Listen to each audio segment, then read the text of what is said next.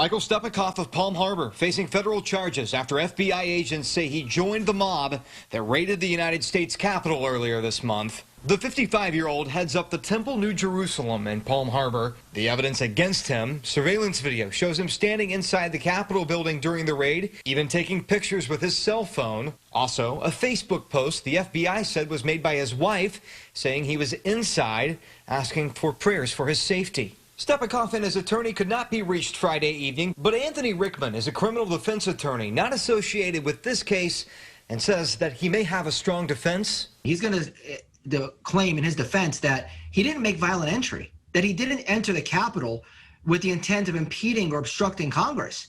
He followed the crowd. In fact, if you look at the photographs that are contained within the criminal complaint, he walks through an open door. Stepakoff calls this moment epic and historic in a Facebook post. Still, Rickman says the case against him is clearly not as solid as Adam Johnson of Parrish, who was charged after this now famous photo of him stealing Nancy Pelosi's podium. He simply walked into an open door and walked into a door that some people say law enforcement opened for them. But still, being involved in what will be remembered as a horrible day in U.S. history, you can expect prosecutors won't be going easy. I do anticipate the United States Attorney's Office coming down on the people who are involved in this and prosecuting them to the extent that they legally can.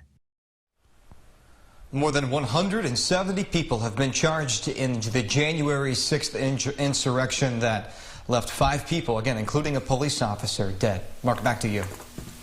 Dan Maddox joining us live tonight. Dan, thanks very much.